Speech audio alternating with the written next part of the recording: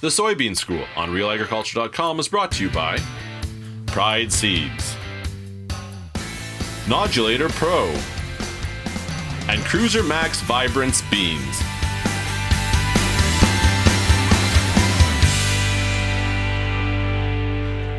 Bern Tobin here on the Soybean School, joined by Horst Bohner, Omafra's soybean specialist, out at the Perth Research Farm, right?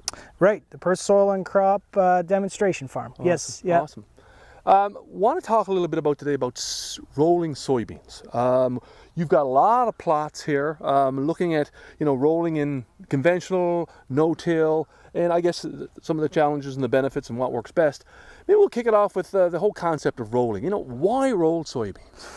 Well, as a general statement, I think producers who till the ground, you pick up some stones, right? Push up some stones. And the main reason is to put the small stones back into the soil so that the combine doesn't pick them up. Yeah. That's really why most guys do it. And so they do it right after they're finished seeding, and it is awfully nice to have that perfectly level, smooth field, and then you pick up the big rocks that didn't get pushed down and you're done. Yeah.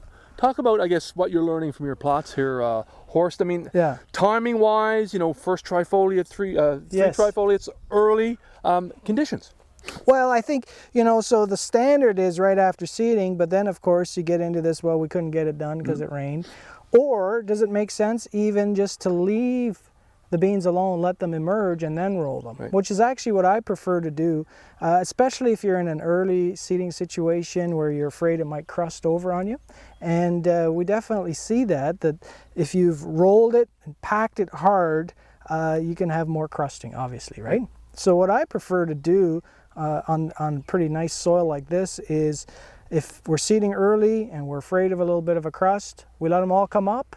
And then we roll it after, right? So the whole trick there is you really have to wait for them to be completely out of the ground. You don't want them to be in that hook stage so you don't break them off, right?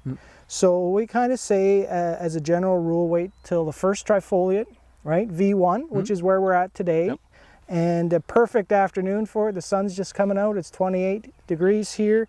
We're V1 and we're going to roll them. And I expect essentially no damage from that, except where the tractor tires are a little bit. Yeah. We lose a couple percent, but far better that than crusting over. Right.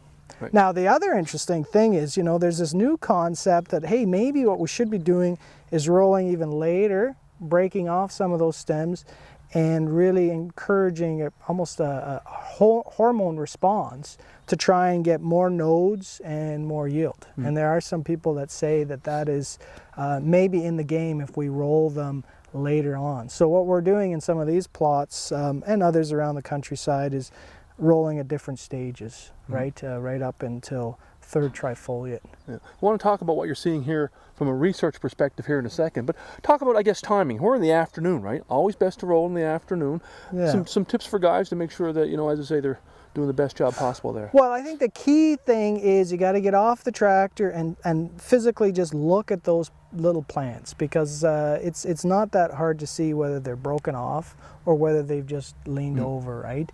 And so in the afternoon they get more limp, and so as the sun comes out, and they're hot, they just lay over and stand back up much easier than in the early morning or at night when they're just tougher and they break off, right?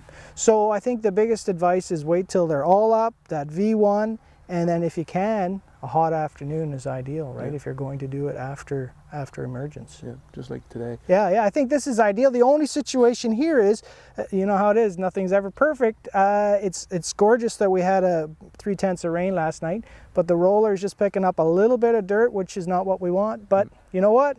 We're driving. You got to do it when you do it. Hey, so let's talk a little bit about your plots. You got a range of plots here. Tell us about what you're trying to measure here and what you're seeing. So what we're trying to measure is just plant stand loss, and at the end of the day, the main thing is yield, right? So we'll do some other components there, number of nodes and that kind of thing, with different timing. So we have right after planting, then we have now at the V1, V2, and V3, and then we're also going to try and stimulate some more nodes through some chemical burn, That's in terms of this plot, and we've got conventional and no-till just to see how the difference in the soil structure might affect how much damage we do, right? What's the general, I guess, perception right now from a yield perspective? Whether it's first trifoliate, pre-emerge, just as they're emerging. Horst, what do you know now from a yield perspective? Well, I mean, there was some pretty nice work done in Michigan there over the last couple of years that showed about 1.5 bushels, I think is the number roughly, on rolling at the V1 stage.